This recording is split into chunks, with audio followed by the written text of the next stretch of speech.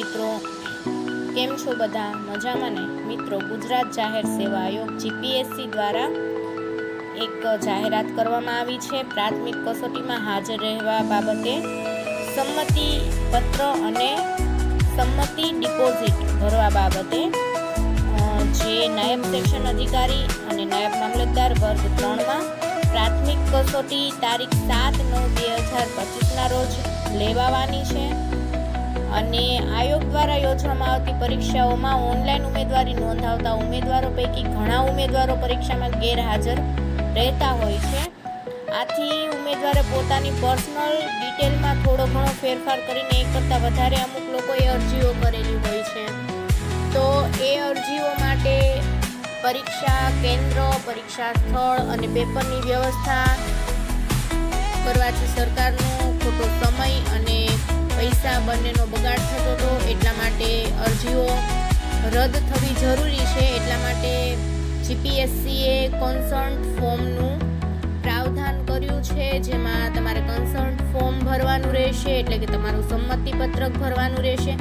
સાથે જ તમારે કન્સર્ન્ટ ડિપોઝિટ એટલે કે રકમ ભરવાની રહેશે, જે તમને એક્ઝામ પછી પરત મળવા પાત્ર થાય છે. જેમાં મિત્રો બિન અનામત વર્ગના પુરુષ ઉમેદવારો માટે 500 રૂપિયા અને અનામત વર્ગના એટલે કે સામાજિક શૈક્ષણિક રીતે પછાત વર્ગ, અનુસૂચિત જાતિ, અનુસૂચિત જનજાતિ અને આર્થિક રીતે નબળા SC, ST, OBC, EWS તેમજ તમામ કેટેગરીની મહિલાઓ, દિવ્યાંગો અને માજી સૈનિક ઉમેદવારોને 400 રૂપિયા ભરવાના થશે.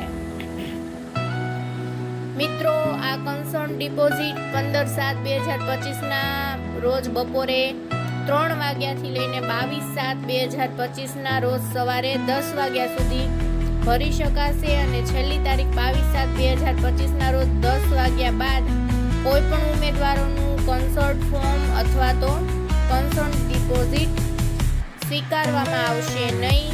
અને ડિપોઝિટ ભરવાની મિત્રો પદ્ધતિ આપ લોકો જાણતા જ હશો. ઓજસની વેબસાઇટ પર જઈને આપે ભરવાનું હોય છે. ઓજસની વેબસાઇટ ઉપરના હોમ પેજમાં અધર એપ્લિકેશનમાં જવાનું અને મેનુમાં જઈને કન્સર્ટ ફોર્મ પર ક્લિક કરવાનું રહેશે. ત્યારબાદ પોતાનો કન્ફર્મેશન નંબર તમે નાખશો અને બર્થ ડેટ નાખશો અને કેપ્ચા નાખશો, એટલે ત્યાં ઓકેનું બટન આવશે. ત્યાં તમે ઓકે આપશો એટલે તમારું ફોર્મ ભરાઈ જશે. ત્યારબાદ તમારે ડિપોઝિટ ભરવાનું છે. મિત્રો, ડિપોઝિટ તમે UPI, debit card, credit card, net banking દ્વારા, જીપે, ફોનપે વગેરે દ્વારા ભરી શકો છો. આ મિત્રો જે લોકો ભરે છે તે ખાસ ધ્યાન રાખે, પોતાની અથવા પોતાના ઘરના સભ્યોના કોઈ પણ ક્રેડિટ, ડેબિટ કાર્ડ કે નેટ બેન્કિંગ દ્વારા જ ભરે. અન્ય કોઈ સાયબર કાફેમાં દુકાનદાર પાસેથી ન ભરે, કારણ કે આ ફી જે તે માધ્યમથી જમા કરવાની હશે એ જ માધ્યમમાં પરત મળવાની છે. હું 5 નંબરની સૂચના વ્યવસ્થિત વાંચીને આપને જણાવું છું. કન્સર્ટ ફોર્મ સબમિટ કરવાની અને કન્સર્ટ ડિપોઝિટ જમા કરવાની છેલ્લી તારીખ અને સમય બાદ લિંક ઉપલબ્ધ રહેશે નહીં. એકવાર લિંક બંધ થઈ જાય પછી આ ફોર્મમાં કોઈ પણ ફેરફાર કરવામાં આવશે નહીં.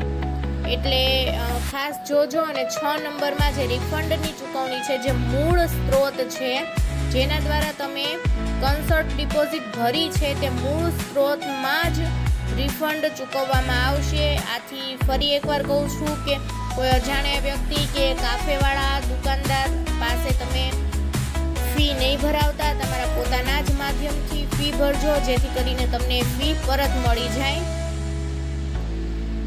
ચૂકવણીનો મૂળ સ્ત્રોત જો બંધ થઈ જાય, નિષ્ક્રિય થઈ જાય કે ડોરમેટ થઈ જશે તો તમને રિફંડની રકમ પાછી નહીં મળે, જેના માટે જીપીએસસી જવાબદાર રહેશે નહીં. આથી ઉમેદવારોને સલાહ આપવામાં આવે છે કે તેઓ કન્સર્ન ડિપોઝિટ ચૂકવણી માટે સક્રિય પેમેન્ટ મોડનો જ ઉપયોગ કરે અને કન્સર્ટ ડિપોઝિટની રકમ ચૂકવવા માટે તેમના પોતાના જ પેમેન્ટ મોડનો ઉપયોગ કરે. મિત્રો, પરીક્ષામાં હાજર રહેનારને કન્સર્ટ ડિપોઝિટ પરત કરવામાં આવશે. ગેરહાજર રહેનારને આ ડિપોઝિટ પરત કરવામાં આવશે નહીં. કન્સર્ટ ડિપોઝિટ તથા કન્સર્ટ ફોર્મ ભર્યા અંગેની એક કોમન ઈ રિસિપ્ટ જનરેટ થશે, જેની પ્રિન્ટ આપણે કાઢી લેવાની છે. અને આયોગ દ્વારા જો માંગવામાં આવે તો આપણે રજૂ કરવાની રહેશે. જે ઉમેદવારો નિયત સમયમાં કન્સર્ટ ફોર્મ નહીં ભરે તે લોકો એક્ઝામ નહીં આપી શકે અને તેની ઓનલાઈન અરજી રદ કરવામાં આવશે. અને જે લોકોએ ઓનલાઈન અરજી કરેલી હોય અને 2 કન્ફર્મેશન નંબર મેળવેલા હોય તો તેણે કોઈ પણ એક જ કન્ફર્મેશન નંબર ઉપર ફી ડિપોઝિટ ભરવાની રહેશે અને એ નંબર ઉપર જ એ એક્ઝામ આપી શકશે. પ્રસ્તુત જાહેરાત અન્વયે જો કોઈ ઉમેદવાર દ્વારા અલગ અલગ કન્ફર્મેશન નંબરના અલગ અલગ કન્સર્ટ ફોર્મ અથવા તો ડિપોઝિટ ભરેલી હશે તો તેવા ઉમેદવારને ભરતી સંસ્થાઓની સ્પર્ધાત્મક પરીક્ષા માટે ગેરલાયક ઠેરવવામાં આવશે. એટલે એક વ્યક્તિએ એક જ કન્સર્ટ ફોર્મ અને એક જ ડિપોઝિટ ભરવાની રહેશે. બાકી મિત્રો ઓનલાઈન https://gpsc.ojas.gujarat.gov.in ઉપર ભરવાનું રહેશે. અન્ય કોઈ માધ્યમથી કન્સર્ટ ફોર્મ અથવા તો ડિપોઝિટ સ્વીકારવામાં નહીં આવે, જેની સૌ લોકોએ તાકીદ રાખવી.